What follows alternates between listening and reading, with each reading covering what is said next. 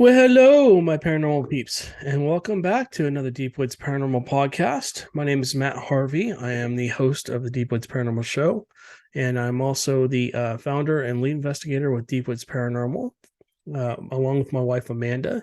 We investigate anything and everything paranormal, be it Bigfoot, UFOs, ghosts, haunted locations, demons, river monsters, lake monsters, strange lights, um, aliens, cryptid creatures. If it's paranormal in nature, we investigate it. So on these podcasts, we talk about, said that twice, we talk about anything paranormal. Some of our podcasts are more specific, like this is the Bigfoot only podcast. So we're only pretty much talking about Bigfoot on this podcast. We will have a Dogman only podcast, or Dogman podcast, I should say. We have a paranormal podcast where we talk about anything. We have Amanda's ghost stories, where she talks about her ghost stories from the past. And then we also have the crypto podcast. And then we also have the, Cryptids podcast. I can't talk today. Then we also have the paranormal news. So we will have 5 podcasts on here as soon as I can get it done. It takes a little while for me to get them done, but I am enjoying my new video editor that I've created. And now, basically, as you guys have seen the last couple of videos, we've really upgraded what our videos look like, and we're going to continue to do that. So we're moving towards being more professional and stuff like that. If you're wondering, yes, I am in the Deep Woods Paranormal office. This is the front room of our house. You can see there's a lot of stuff behind me, including haunted dolls off over my shoulder here. These are all haunted. There's a bunch of haunted objects over here. We do get entities that will show up in the doorway here, and then also here. I'll point with my other finger in this hallway here. They do come into the room. Sometimes we get EVPs on our podcasts. So if you're listening through and you hear something and you go, okay, wait, what? Now, Amanda is talking in the background. She's working on something. So you might hear her because this mic picks up everything. But anyways, all right. So let's get into the podcast here. Let's get this over just a tad so it looks a little better. All right. So today, I've kind of talked about doing this Bigfoot only show, or this Bigfoot show, for quite a while. And at this point, I want to take it to the next level. I want to look at other shows, what I liked, what I don't like, and I'm going to look at our previous videos and stuff like that. We'll talk about Joe's Camp again. I know if you've been on this, you've heard me talking about Joe's Camp so many times, but I mean, we could do a whole season. We spent 2 years investigating off and on at Joe's Camp. We investigated 2 or 3 weekends in a row, and then we took a 2 or 3 week break because at that point they stopped responding, or there was just like they already knew who we were, they knew what was going on, so we had to figure out something else to try with them. And so essentially, we will be doing. Pardon me, my hat is all crooked. We will be doing more research up there. We're going to be looking all over Texas for Bigfoots, and I'll talk to you about that in just a minute. And then we're going to kind of review some videos from our YouTube channel, and for you guys to enjoy, and for you guys to make up your own minds. Is it Bigfoot? Is it not? Is it something else? Who knows? At this point, again, you got to take all this with a grain of salt. There is no solid. Well, okay, let me try that again. There is no proof out there that is 100%. Now there is for Bigfoots. There's a Patterson Gimlin film. There's other videos. We have videos out there that show them, and they are on trail cam, by the way, and other things like that. So there's footprints, there's hair samples, there's DNA samples, there's handprints. There's a full body print where something a Bigfoot possibly, and again, take all this with a grain of salt, possibly laid down on the ground in a muddy area while it was looking for food and stuff. So, I mean, I'll go through the samples with you guys again. Where did I put that?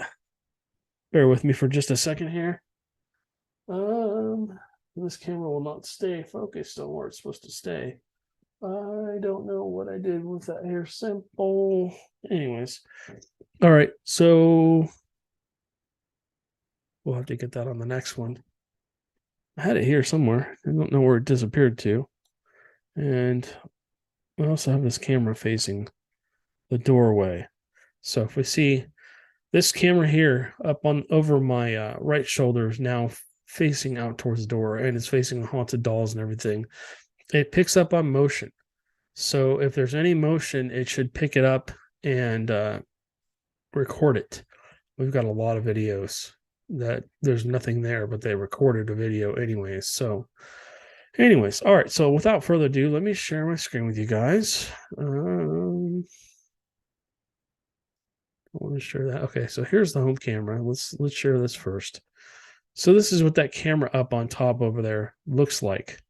And so basically it's facing the doorway. Again, the entity the other night wasn't much taller. It was about the same height as this light socket. And essentially it was peering around the corner here. And then it appeared in the doorway at one point in time too. So you're welcome to go back and watch that video podcast and see what you think. Do you see the shadow? Do you see the movement? This camera will be trained over there. I apologize. It's a little grainy for some reason. It is a high-end video camera, so I don't know why it's doing this pixelating thing. But anyways, we're going to move on to the next thing. Let's see. Let me stop sharing this. Let me go back into sharing. Let me move over to the Google Maps. So like I said, I want to talk about the shows that are out there. Let's start over here. Actually, let's start here. Okay, so if you're on an audio podcast, you might be on the iHeartRadio podcast app or on one of these over here. We're on about 60 different podcast apps. So you're welcome to come over here and listen to everything. If you want to actually visually see what we do, our YouTube channel is here. Our Rumble channel is also down below that. If you're not interested in being part of Rumble, we do have a TikTok channel and stuff like that. And then all of the rest of our links are basically in here to all social media, our website, everything. I'll kind of go into that with you real quick. So this is where our podcast, let me refresh the screen. So this is where our podcasts come to. Once this is just the audio only podcast. And if you want to contact us, you saw the little thing pop up. You can contact us there.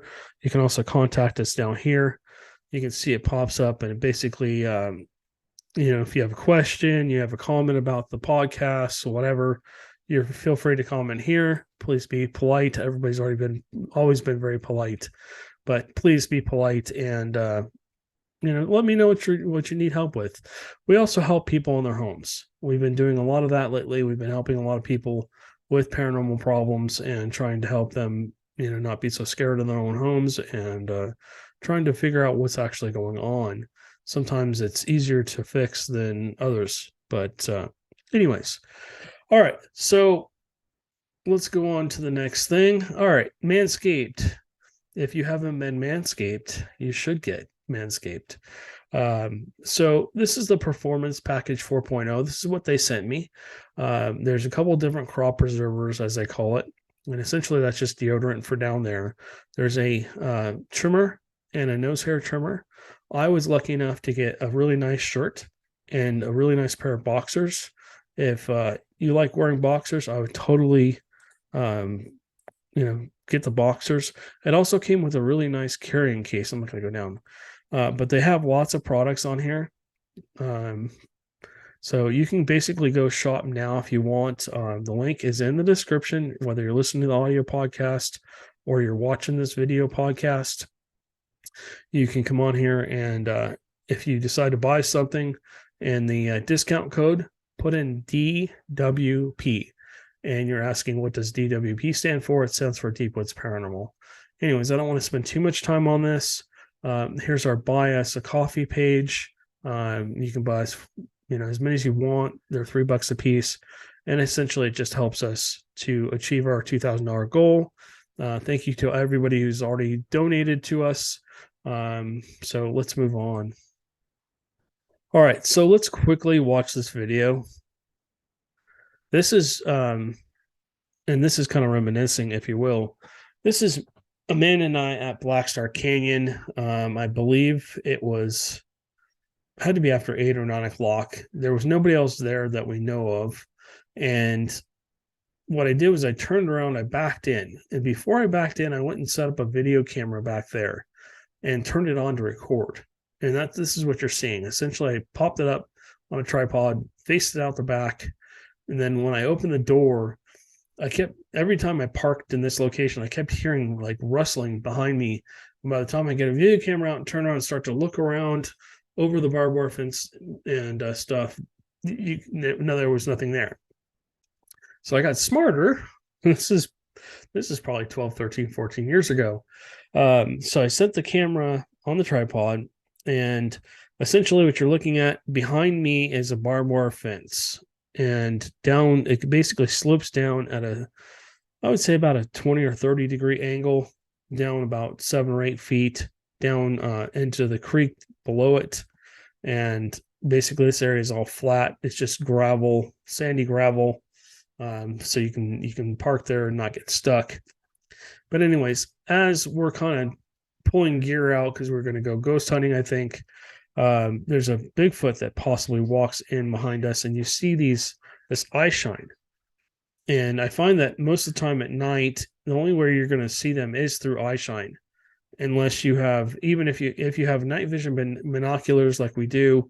We have a lot of high-end military gear now that records, but it doesn't record audio, unfortunately. So anyways, unless you have something really, really high-end that it can see really, really well in the dark, which this camera is an older camera. It's an old Sony Handycam. I think it's only 7 megapixels, and it didn't matter how much IR light I threw on this thing, it couldn't see more than about 5 or 6 feet. But what's interesting is the IR light reflects off of these eyes, and then basically it gets caught on camera. So let's watch this real quick. So like I said, I'm getting stuff out of the back, trying to get ready. And I'll tell you when I see the eyes. There's Amanda. So that's not the eyes I'm talking about. It was really cold that night. It was like 30 some odd degrees. First, 2016. There, right there. So something's standing behind us already. Let me back this up just real quick because it's really hard to see. It's just a quick glimmer. Okay. So Amanda pops up, and then right December 1st, 2016. there. It happens about 17 seconds, maybe 16. It's probably right in between frames. 16. There. See where her earmuff is? Right back there. There's something standing behind her. There. Okay. So you can see eye shine behind her. You can also kind of see what looks like part of a head. Now, I can't say for sure, 100% sure that's Bigfoot, but it's very interesting. Who else would be behind us like that for no reason? And they're about that. I did a measurement where those eyes were. Amanda's about 5'2", 5'3". So maybe take 6 inches off of her. Now that fence behind us is at about 3 or 4 feet. And then it slopes down. Where this thing was, it was about 3 or 4 feet back behind us. I estimated this thing at about 8 feet tall, where the eye shine is. So I'm 6'3", 6'2", something like that. Anyways, let's watch this for another second or two. This camera is actually facing out towards the back where there's Okay, that's into that video. So I'm not going to keep going with that. But yeah, that was interesting to have something walk like right up behind us. And we didn't hear it.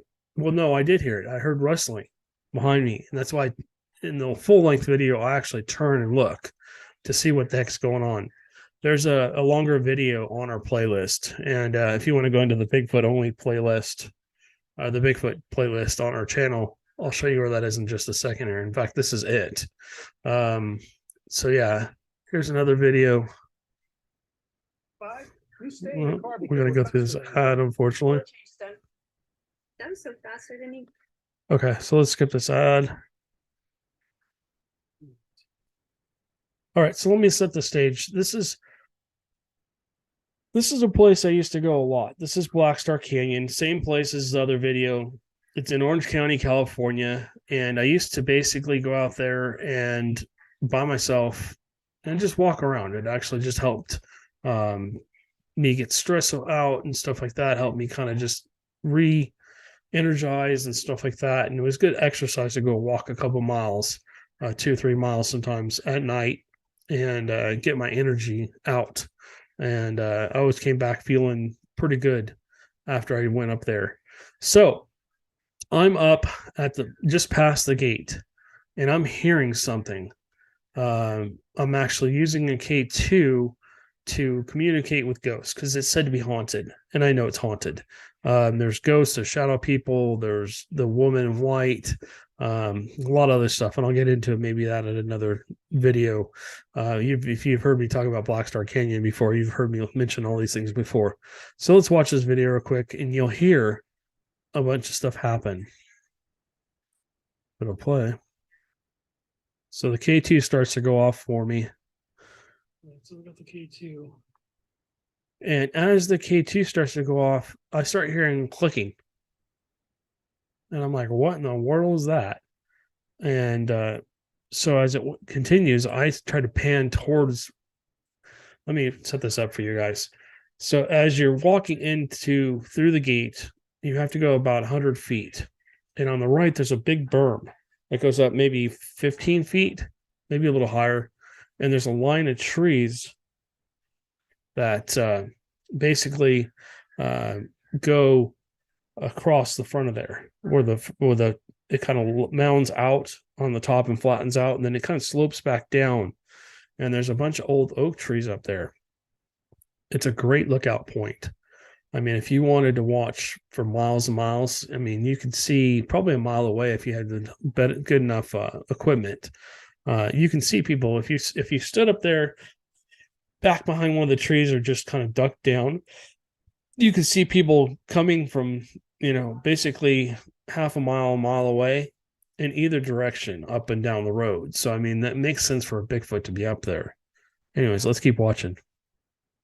Oh, so let me apologize. If you're watching this video, I apologize for it being so dark. Like I said, it was Black Star Canyon is in the secluded area of Orange County. It's up by Irvine Lake, and essentially it's dark. There's no external lights. There's no light posts or anything like that. At least there wasn't when I was up there. Hopefully they haven't added any. But you walk down this fire access road, and then it goes back up into the hills up there. And so there's not a lot of light. And I don't know how many little IR lights I had on that camera. Sometimes I had up to like 10 or 12. And you could only see like 5 or 6 feet. So I was always trying to face something that kind of had either some trees or had a slope or something so you could kind of see. But unfortunately, this old Sony Handycam that I had back then, it just couldn't see very well in the dark. More than about 5 or 6 feet, it wasn't clear. So I did my best with it, and we've upgraded quite a few times since then. But let's keep watching. So I don't know if you guys can hear all the clicking.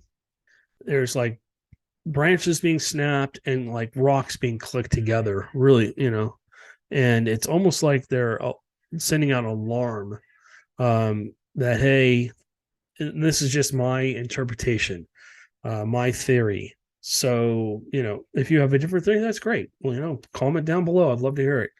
But my theory, based off of my experiences, not anybody else's, mine only, is that they make those sounds to essentially let other Bigfoots know, hey, there's somebody coming. That's very soft. Let me move my mic back over here. Okay, so that's me whistling, but I don't know if you guys heard of it. So essentially, I was trying to whistle to see if they would whistle back. I don't know what makes that sound, but I'm pretty sure it's some kind of animal that just made a lot of noise. So let me stop this for a second. So essentially, I did not know what that noise was at the point in time. In fact, I don't think I even heard it as clearly as it was on the audio of the Sony Handycam. So when I listened back, I'm like, oh, that sounds like clicking and tree branches being snapped. So, anyways. This is the berm just above where the gate is. And yes, those are drumsticks I'm holding in my hand. I've heard rocks clicking together before, and so my thinking was, what I found a pair of drumsticks at a thrift store, and so I started to like click them together at the store. I'm like, and it sounded very close to rocks being clicked together, and so I wanted to mimic them.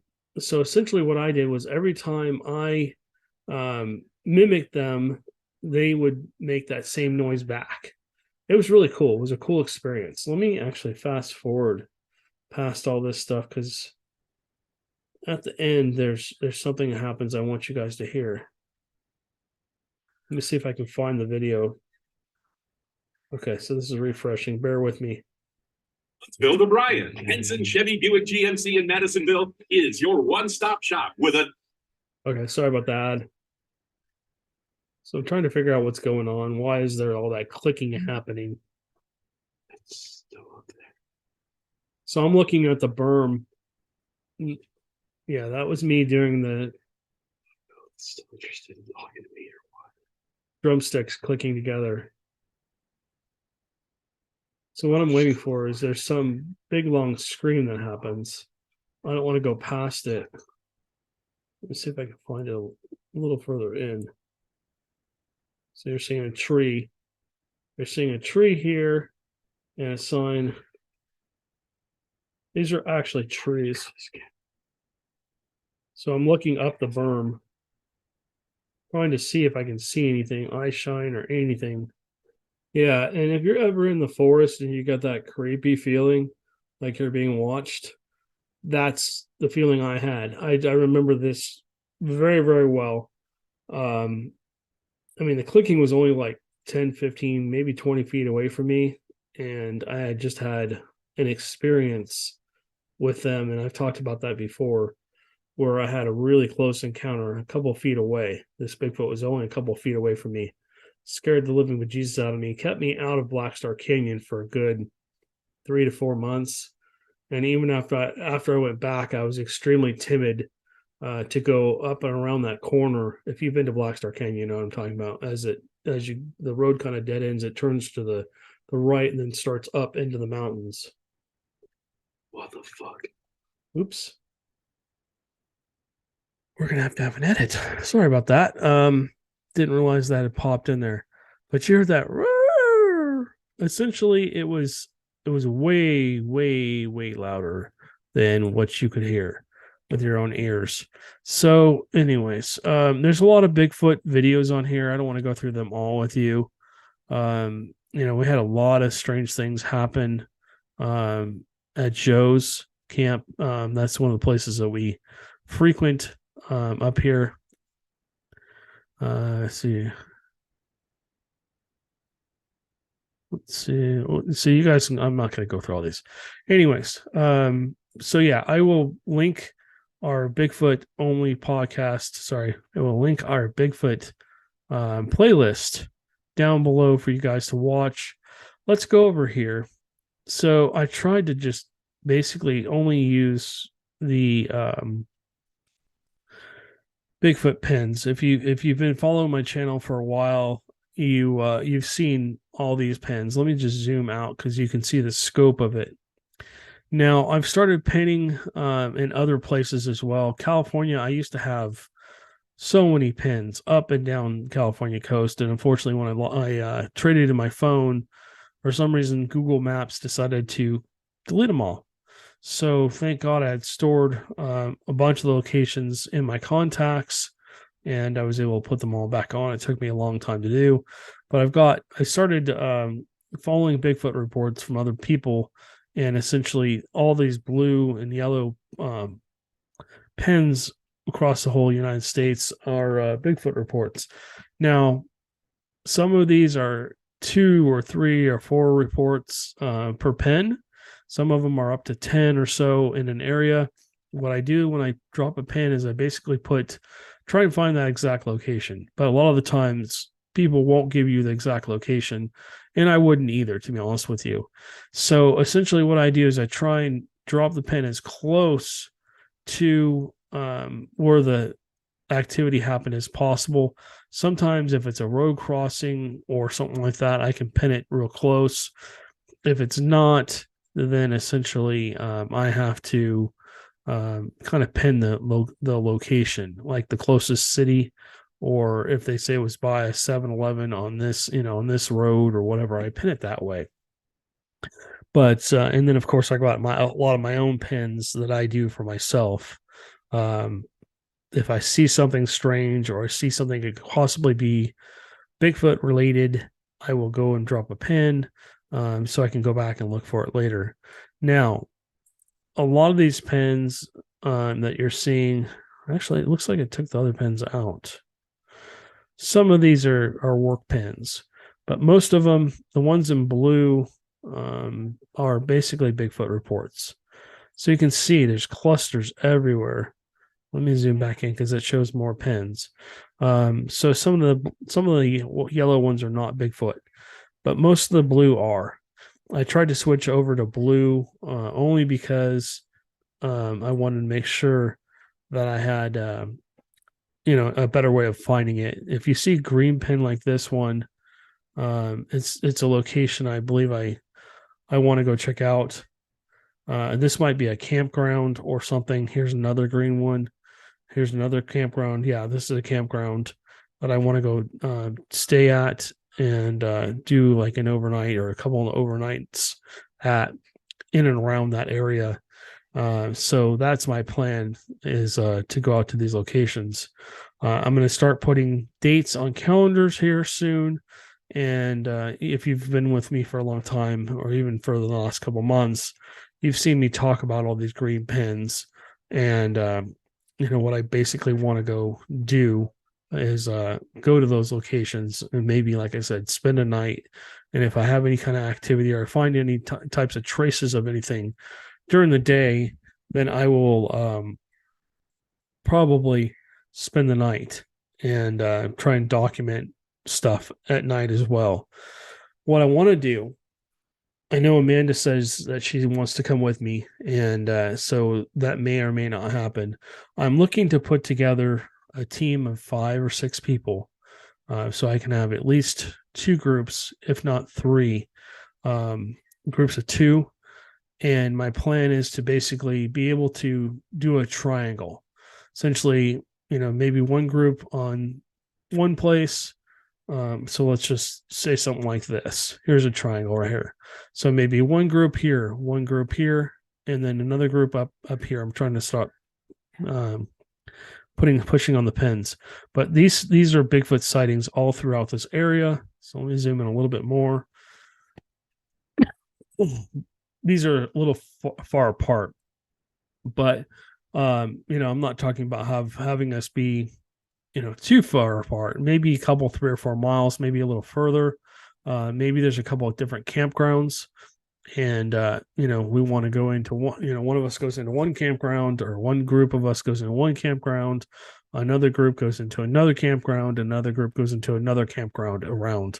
Or we just drop somebody off in the woods and they go stay in the woods for the night. And the other 2 groups of people maybe do the same thing, just in a different area. So we can cover a large area. We'll have walkie-talkies or phones, at least, that we can communicate back and forth with. Sometimes cell phone service, especially out here, is spotty at best. So trying to send a text or even make a phone call is difficult. And I don't really want people to be on their phones while we're trying to document stuff, because if something happens, I want them to be, number one, hands-free. But number two, I want to make sure we can document whatever's going on. That includes me. I'm like one of the biggest people of having my cell phone in my hand when I'm not supposed to, and that's Chance walking in. One of our 5 dogs. So, anyways, that's part of my plan. I want to go to different places, and we're going to start with Texas. If we can get picked up by network or one of the mainstream medias, or even like Netflix or Hulu or somebody like that, and we can actually earn a paycheck, then what we'll do is we'll start branching out to other states. But I want to go to different locations like this campground here and check things out. So you can see this is very secluded. It'd be easy to drop a tent here and then walk off like this person did off into the woods. It's next to a body of water, which is interesting. There are Bigfoot reports around this area. So you can see that you're right down on the water. This is like a more secluded area. You can see a tent on the right. But I mean, you can walk off out into the wilderness and put your tent somewhere else in certain places. Let's just go through here. Like out here, you could basically set up a camp out here somewhere, and essentially, do your calls and all that stuff. We need to make sure that we're away from other campers so we don't disturb anybody, especially at night. A lot of campgrounds have, different policies where you have to, it's quiet time after 10 p.m. And that's the times that we want to be out.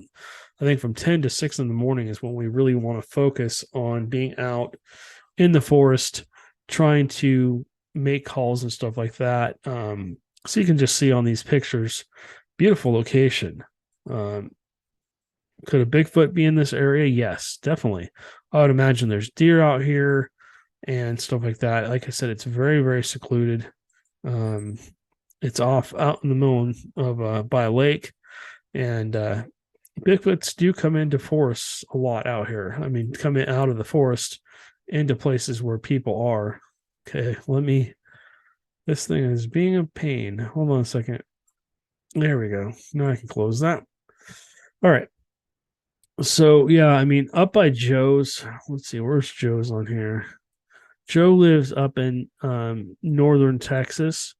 So he's up in the Sabine National Forest.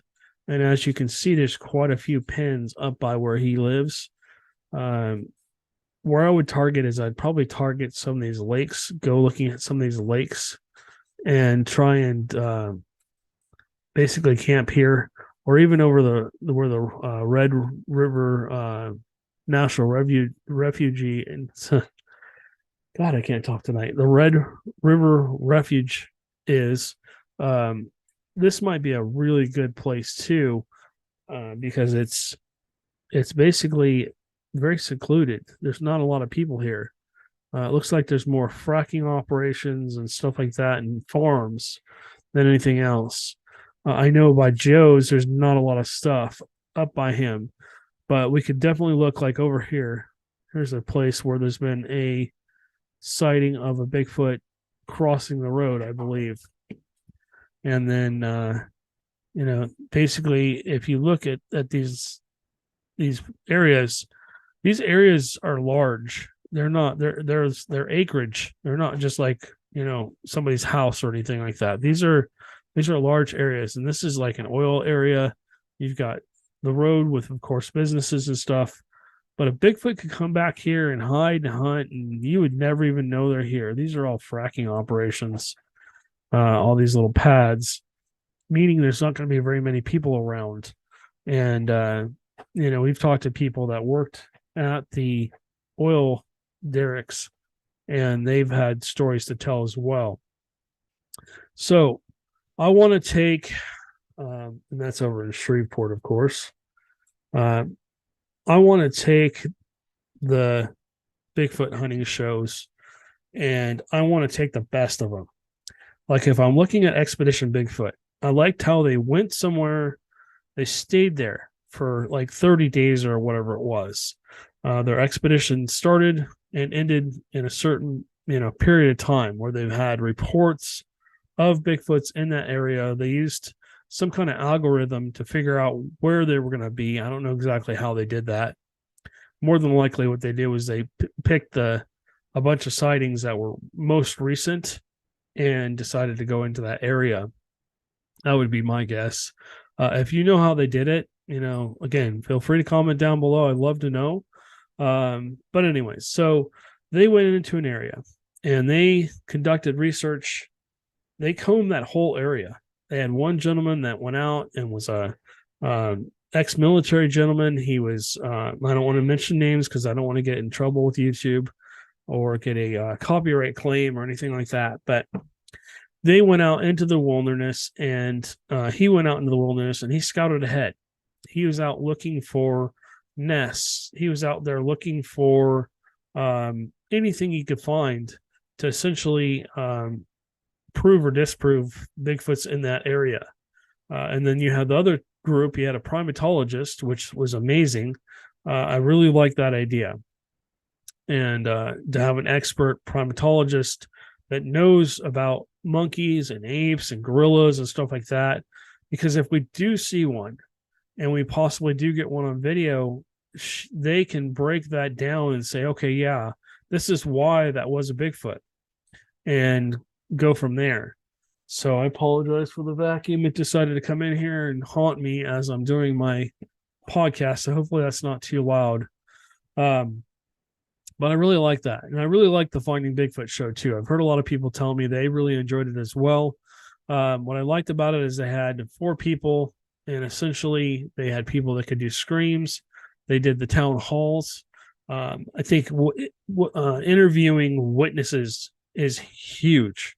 When we get going here, we're already pretty much going. We're just starting.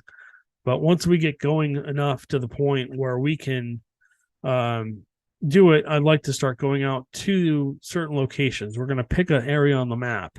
And these areas are massive, by the way. This is a huge area if this thing will stop doing whatever it's doing. Essentially, we have this huge green belt, all from... Okay, stop. You have this huge green belt, and it goes from, basically cuts Texas in half, goes into Louisiana, goes into Mississippi, goes into Arkansas, goes into Oklahoma, goes into Kansas, goes into Missouri, and it continues on essentially across the whole middle of, even into South Dakota and Nebraska.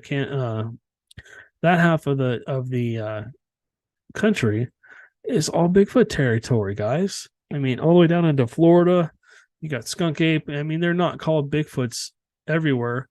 I mean, you got the wood booker, you got the swamp ape, you got all kinds of different names for them. Sasquatch. Different people call them different things. You got to remember that there's possibly multiple different shapes and sizes. I know I've seen a blonde one, a brown one, a dark brown or black one. I've seen a red one. And then a gray one.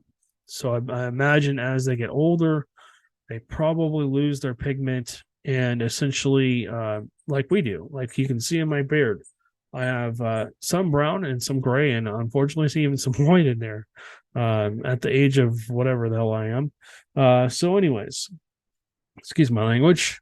But yeah, that would be my plan. I want to get a group of enthusiasts together, maybe not believers, not necessarily everybody has to be a believer. I'd like to have at least one kind of skeptical person, maybe a skeptical believer on the team that leans more to the skeptic side, just because it'll keep us more honest. I want to make sure that our evidence is decent enough to say, that couldn't be anything else but from a Bigfoot, whether it's a footprint, a heel print, a handprint, whatever, a hair sample, anything like that. I want to make sure it's credible.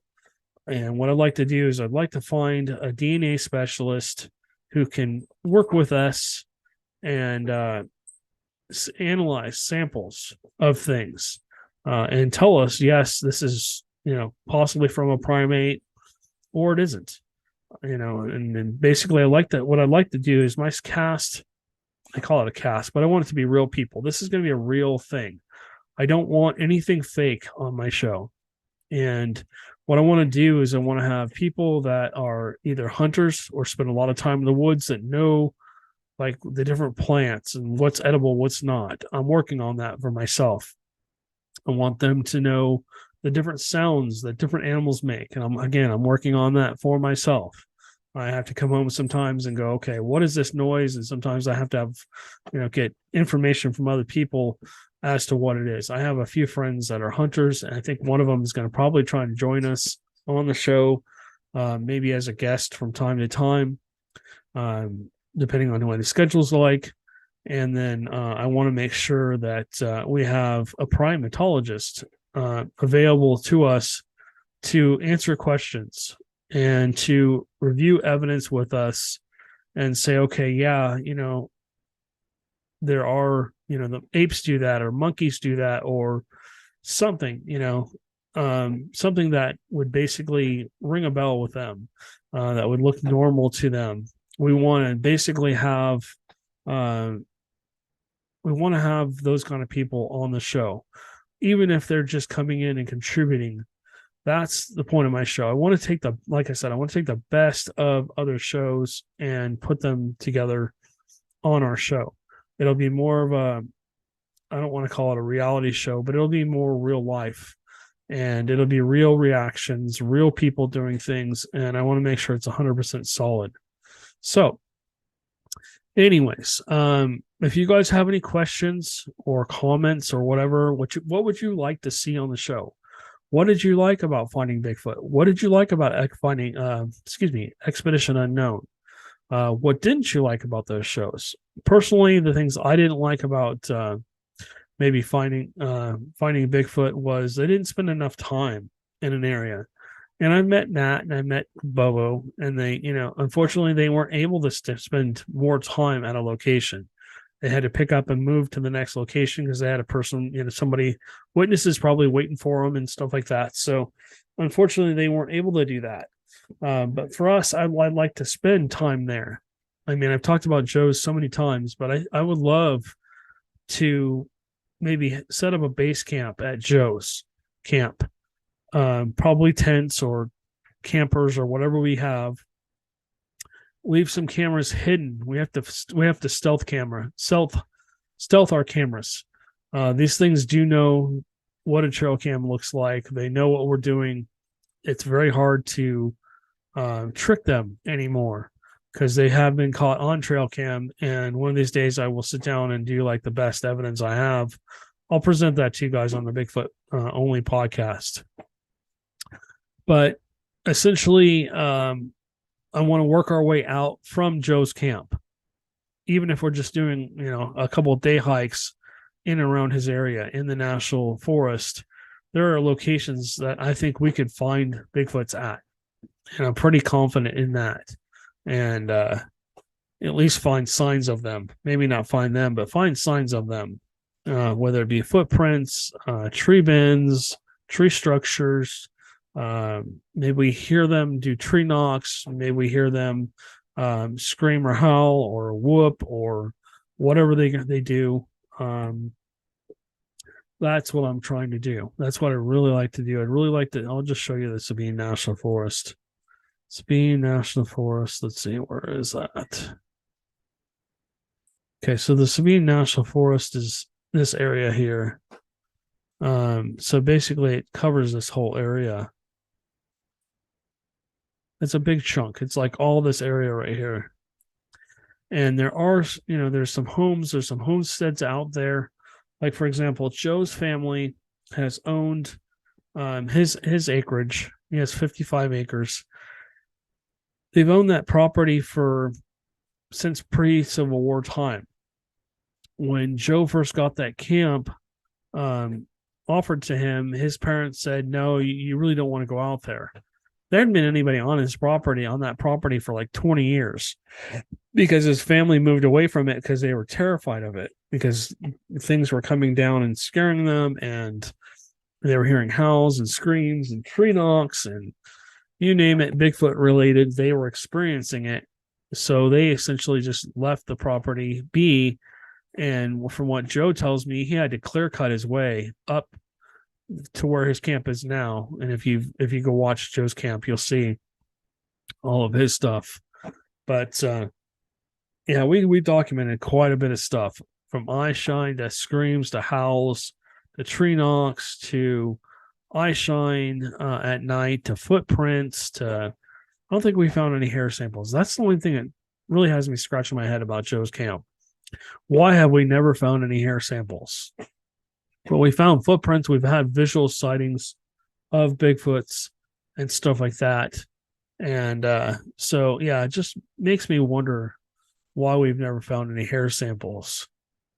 You know, we found dead deer on his property that have been fresh killed and stuff like that. And we've left offerings and whatever else. And Joe has seen them eat corn right off the ground because he leaves corn for the deer. He did. I don't know if he hunts on his property anymore, but he did for a while. And so, yeah, I mean, just cool locations. I also want to go into locations where people have deer leases and maybe pay them for the deer lease for at least half the season, if not the full season. I need to talk to my friend that does that, and if they're in Bigfoot territory, and see if we can maybe set up one of these deer leases. And because they usually have blinds set up for you, and we may not kill a deer. Well, we're probably not going to kill a deer, but we could definitely use the blind to put cameras on and stuff like that, and monitor what's going on up there in relative secrecy without the Bigfoots knowing that we're up there, and then maybe leave trail cams throughout. And one of the things that Joe has taught me, I mean, I've taught him a crap ton of stuff, and he's also very, very knowledgeable. I mean, he lives in the forest. He's a true mountain man, if you will. He fixes things on his own. He creates things. He's just an amazing guy. And so, he's taught me a lot of stuff about animal behaviors and stuff out there. And he knows, what's what and what's not what. So anyways, like I said, I'd like to get out into that area, and I'm going to stop sharing my screen for now. All right, you can see our robot vacuum there, clicking away at every last and trying to make as much noise as it can. I swear that thing's possessed. Most of my electronics are possessed in some way or shape or form. Sorry for the shaky camera here. Anyways, so yeah, that's something I wanted to talk to you guys about. If you guys have questions regarding the show, if you'd like to possibly be on the show, if you're in Central Texas or East Texas, let me know. Have you seen a Bigfoot? Are you a witness to one? Again, there is no judgments on our. There will be no judgments on our show. We don't want people to feel ridiculed. We don't want people to feel afraid to talk about their experiences. It's actually therapeutic to actually discuss it with somebody, especially somebody that believes them and feels like, knows what they're talking about and possibly has experienced what they have. So if you've had an experience, again, you will not be ridiculed. You will not be, made fun of or have us roll our eyes at you or go, no, that couldn't have happened. We would like to talk to you because, like I said, as I start to set up the show, we're going to need witnesses as part of our show. And we might be interested in setting up town halls. Like I said, as we get going, we might be setting up town halls and stuff like that. So again, what do you guys want to see in a Bigfoot hunting show? What do you guys want us to try and do? Is there certain things and tricks that you'd like us to try? Are there things, like I said, what would you like us to do? What did you really enjoy about finding Bigfoot or Expedition Bigfoot or whatever?